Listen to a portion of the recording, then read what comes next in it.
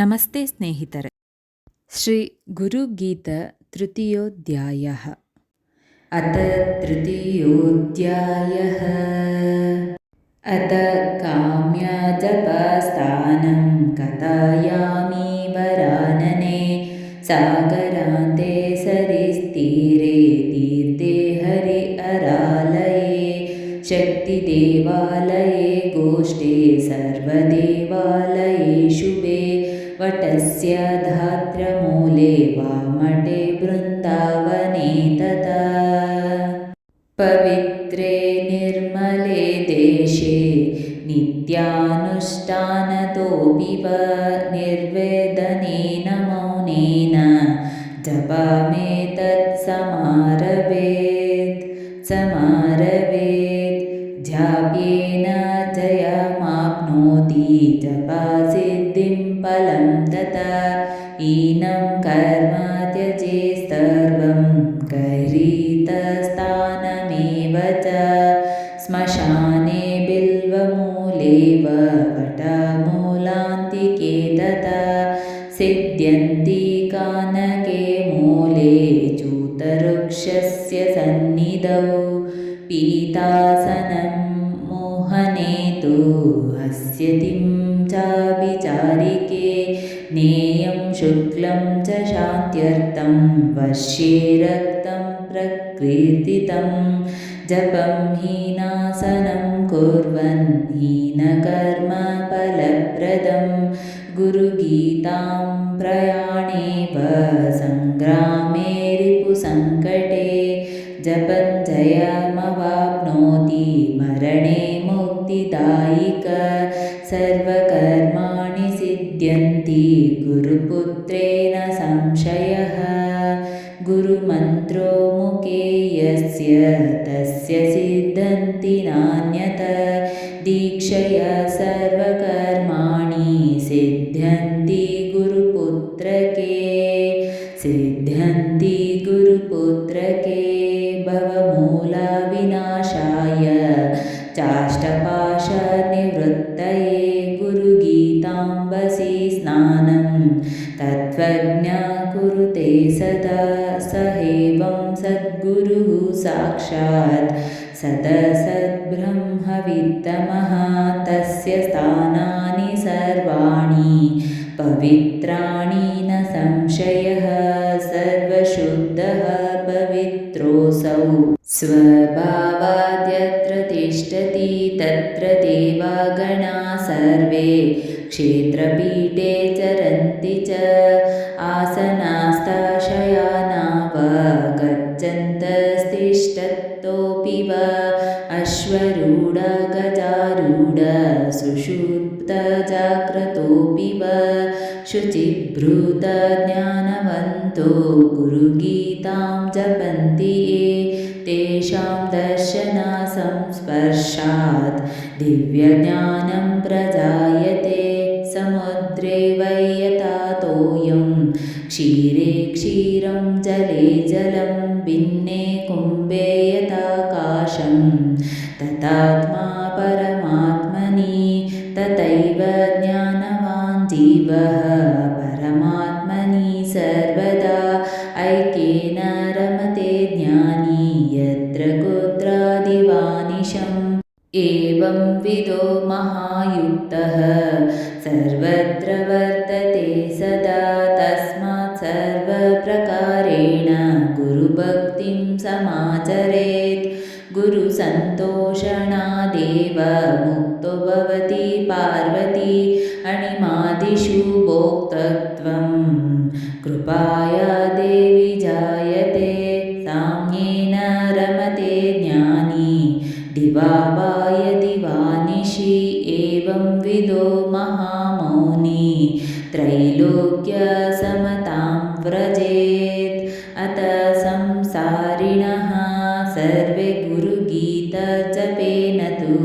सर्वान् कामांस्तु भुञ्जीते भुञ्जन्ति त्रिसत्यं ममाभाषितं सत्यं सत्यं पुनः सत्यं धर्मसारं मयोदितं गुरुगीतासमं स्तोत्रं नास्ति तद्वगुरुपरं गुरुपरं गुरुदेवो गुरुधर्मो गुरौनिष्ठ परं तपः गुरो परतरं नास्ति त्रिवारं कथयामि ते त्रिवारं कथयामि ते धन्या माता पिता धन्यो गोत्रं धन्यं कुलोद्भवः धन्य च वसुधा देवी यत्र स्यात् गुरुभक्तता अकल्पजन्मकोटीनां यज्ञव्रततपः क्रियता सर्वसफला देवी गुरुसन्तोषमात्रतः शरीरमिन्द्रियं प्राणमर्थं स्वजनाबन्धुत मातृकुलं पितृकुलं गुरुरेव न संशयः मन्दभाग्या ह्यशक्ताश्च ये जनानानुमन्वते गुरुसेवासु विमुखः पच्यन्ते नरकेषु च विद्याधनं बलं चैव तेषां भाग्यं निरर्थकम् येषां गुरुकृपा नास्ति अधो गच्छन्ति पार्वती ब्रह्मा विष्णुश्च रुद्रश्च देवश्च पितृकिन्नर सिद्धचारणा यक्षश्च अन्ये च मुनयो जना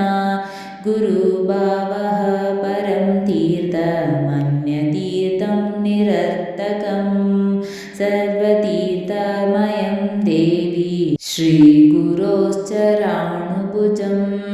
श्रीगुरोश्चरणाम्बुजं कन्याभोगरता मन्दः स्वकान्ताय पराङ्मुख अतः परं मया देवी कथितं न मम प्रिये इदं रहस्यमस्पष्टं वक्तव्यं च वरानने सुगोप्यं च तवाग्रे तु ममात्मा प्रीतये सति स्वामिमुख्य गणेशाद्यान् वैष्णवान्द्रीश्च पार्वती न वक्तव्यं महामाये पादस्पर्शं कुरुष्व मे अभक्ते वञ्चके धूर्ते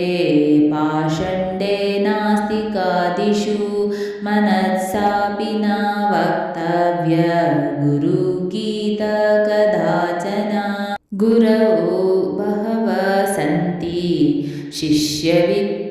शिष्यवित्तापहारकः तमेकं दुर्लभं मन्ये शिष्यारुत्थापहारकं चातुर्यवान् विवेकी च अध्यात्मज्ञानवान् शुचिः मानसं निर्मलं यस्य गुरुत्वं तस्य शोभते गुरहो निर्मला शान्तः साधवो मितभाषिणः कामक्रोधविनिर्मुक्त सदाचारजितेन्द्रिय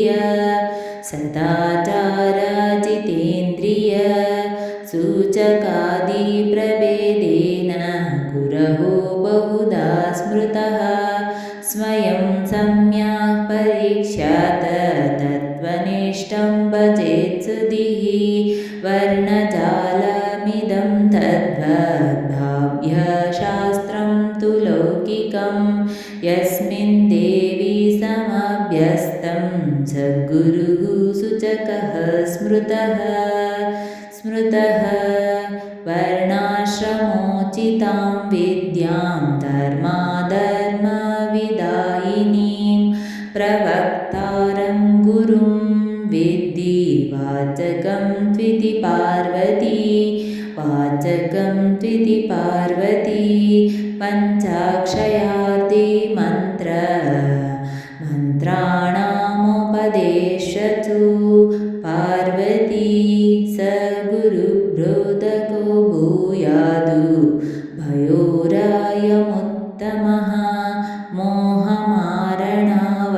वक्ष्यादि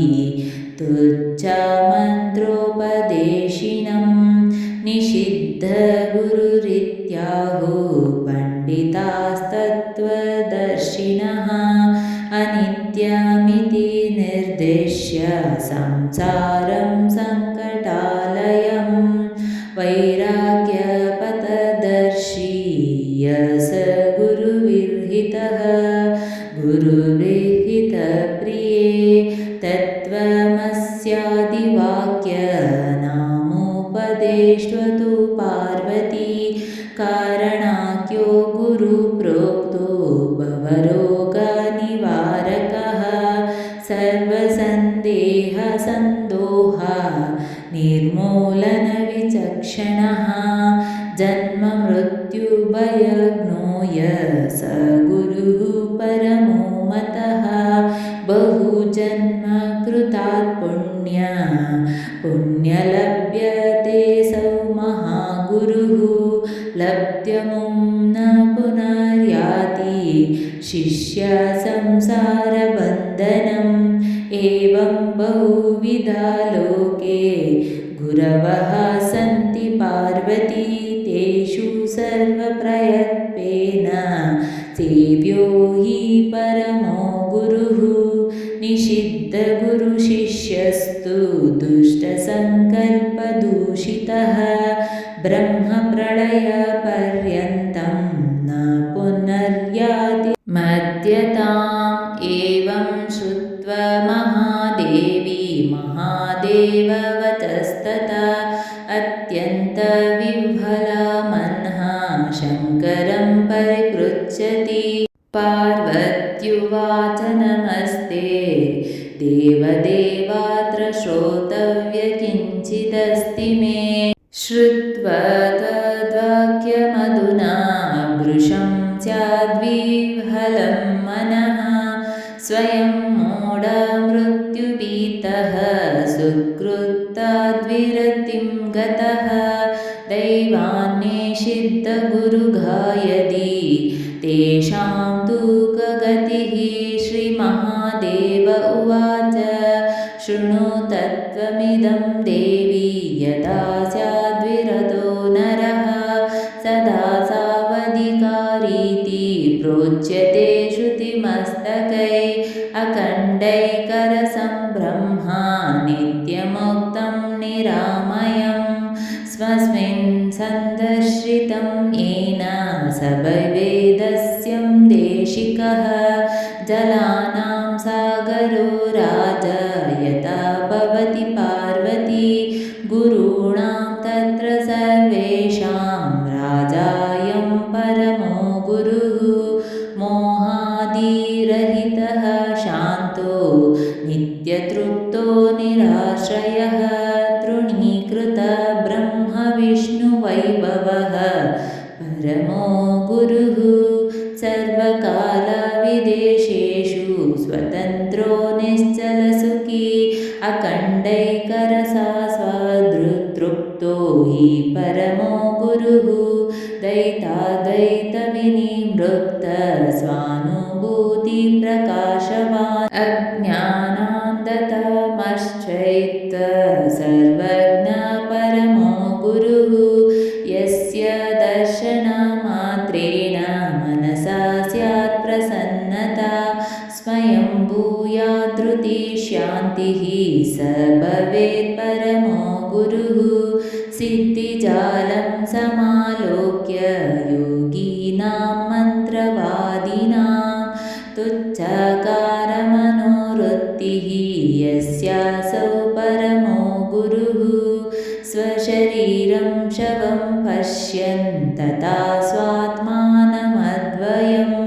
यस्त्रीकनकमोहग्नः स भवेत् परमो गुरुः मौनि वाग्मिति तत्त्वज्ञो दिग्भूतृणु पार्वती न कश्चिन्मौनीनां लोभो लोकेऽस्मिन् भवति प्रिये वाग्मीतुत्कटसंसारसागरोत्तारणक्षमः यतोऽसौ संशयच्चेत शास्त्रयुक्त्या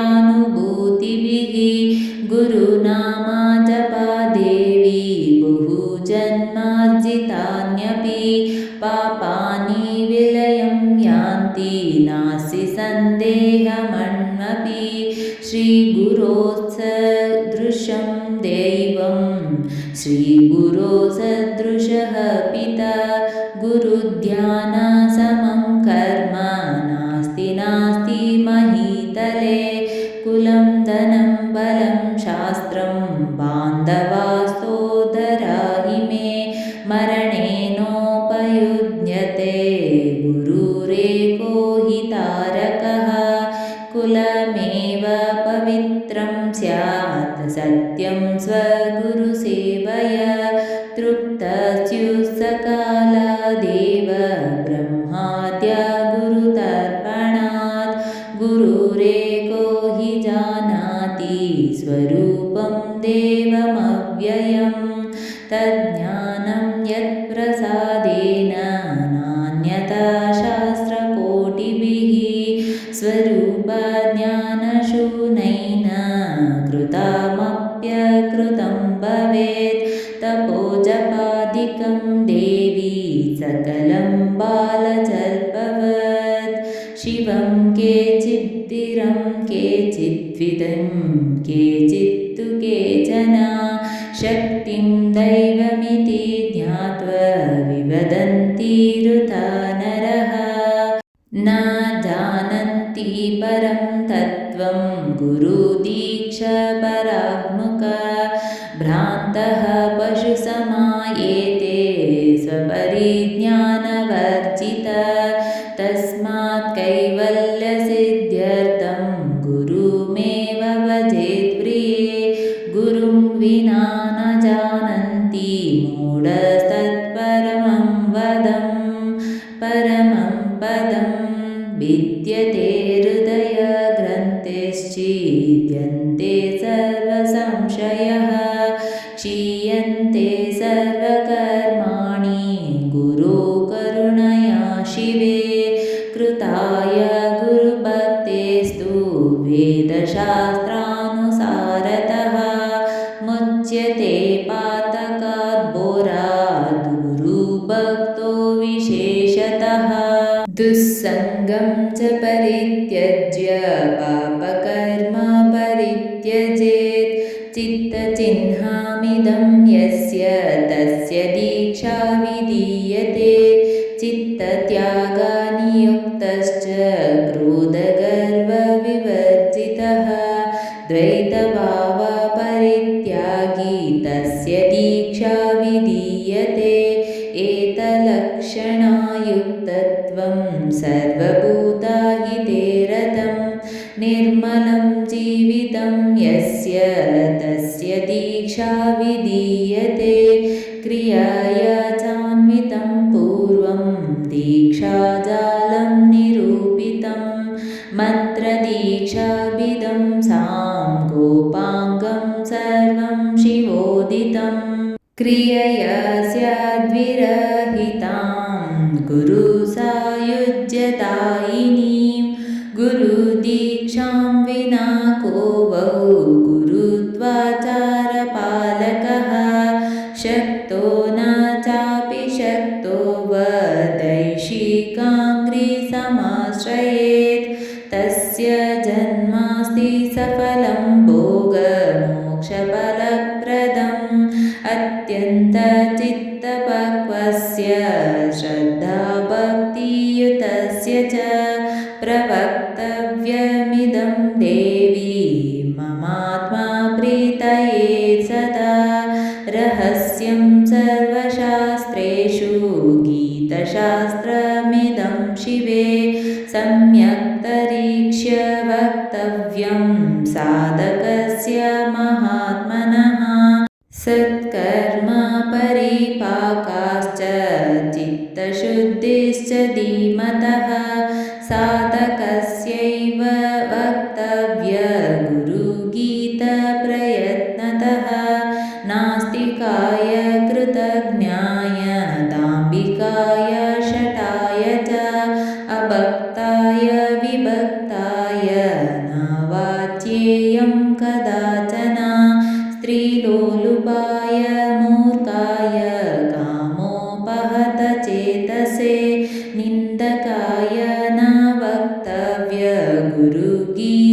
स्वभावतः सर्वपापप्रशमनं सर्वोपद्रववारकं जन्ममृत्युहरं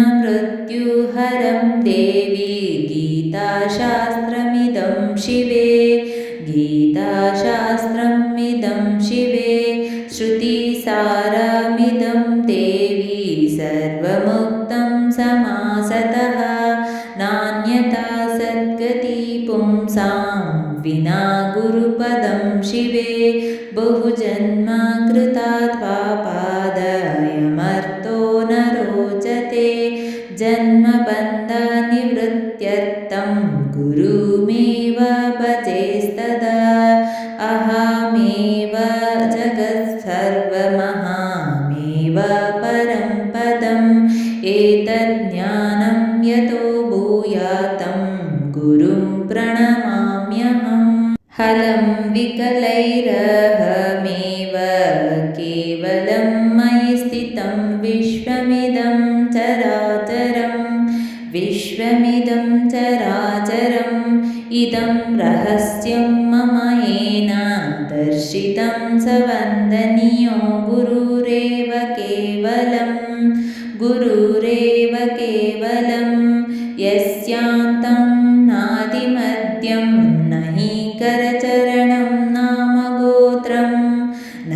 सूत्रं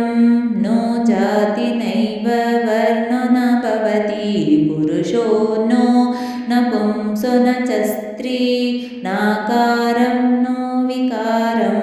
न हि जनिमरणं नास्ति पुण्यं न पापं नो तत्त्वमेकं सहजसमरसं सद्गुरुं तं नमामि नित्याय सत्याय चिदात्मकाय नव्याय भव्याय परात्पराय शुद्धाय बुद्धाय निरञ्जनाय नमोऽस्तु नित्यं गुरुशेखराय सच्चिदानन्दरूपाय व्यापिने परमात्मने नमः श्रीगुरुनाथाय प्रकाशानन्दमूर्तये सत्यानन्दस्वरूपाय बोधैकसुखकारिणे नमो वेदान्तवेद्याय गुरवे बुद्धिसाक्षिणे नमस्ते नाथ भगवन् शिवाय गुरुरूपिणे विद्यावतारसंसिद्ध्यै स्वीकृतानेकविग्रह नमाय नवरूपाय परामात्रैकरूपिणे सर्वज्ञानतमोभेदभानवे चिद्बनायते स्वतन्त्राय दयाक्लुप्तविग्रहाय शिवात्मने परतन्त्राय भक्तानां भव्यानां भव्यरूपिणे विवेकिनां विवेकाय विमर्शाय विमर्शिनां प्रकाशिनां प्रकाशाय ज्ञानिनां ज्ञानरूपिणे पुरस्तात् वर्षयो पृष्ठे नमस्कुर्यादुपर्यादः सदा मच्चित्तरूपेण विदेहि भवदासनं श्रीगुरुं परमानन्दं वन्देयानन्दविग्रहं यस्य सन्निधिमात्रेण चिदानन्दायते मनः नमोऽस्तु गुरवे तुभ्यं सहजानन्दरूपिणे यस्य वागमृतं हन्ति विषं संसारसंज्ञकं नानायुक्तोपदेशेन तारिता शिष्यसन्ततिः सत्कृपासारवेदेन गुरुचित्पदमच्युतं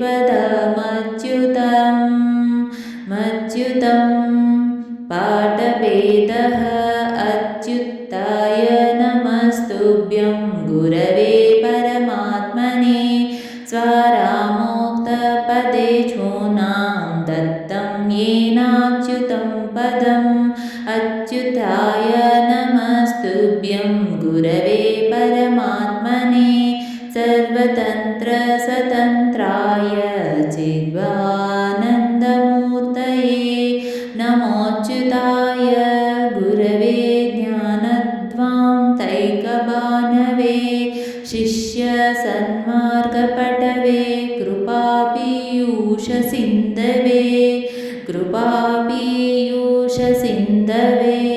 ॐ अच्युताय गुरवे शिष्यसंसारसेतवे भक्तकार्येकसिंहाय नमस्ते चित्सुखात्मने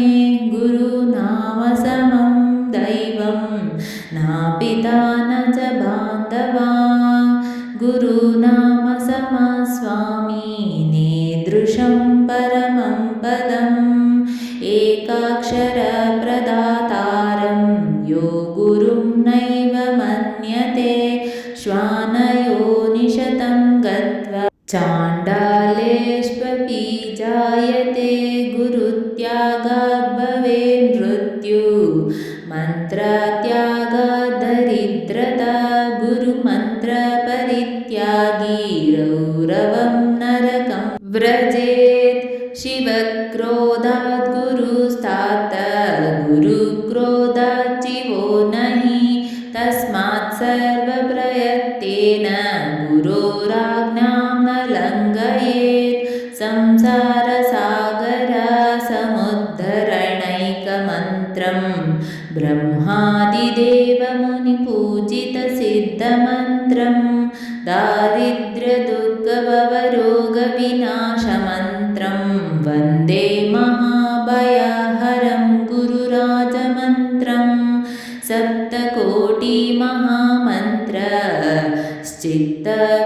सप्तकोटिमहामन्त्रश्चित्तविभ्रमकारकः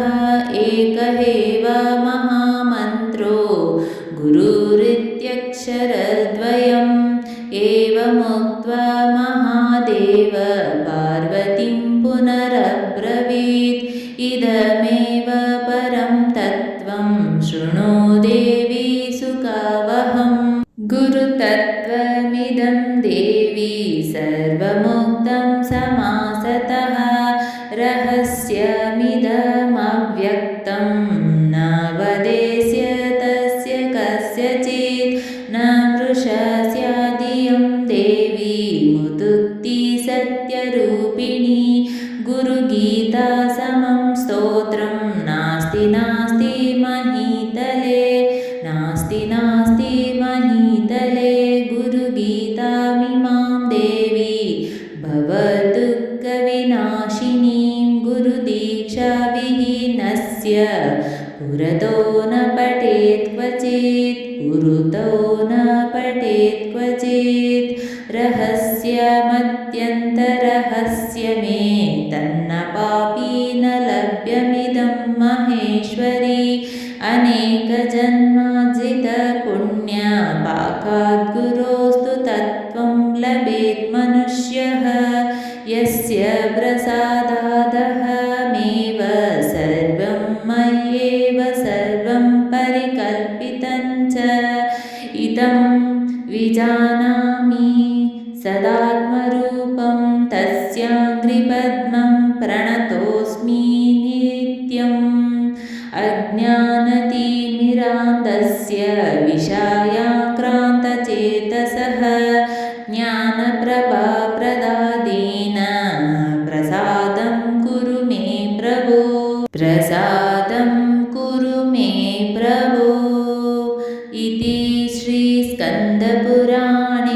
उत्तराखण्डे उमामहेश्वरसंवादे श्रीगुरुगीतासमाप्तम् मङ्गलं मङ्गलं गुरुदेवाय महनीय गुणात्मने सर्वलोकशरण्याय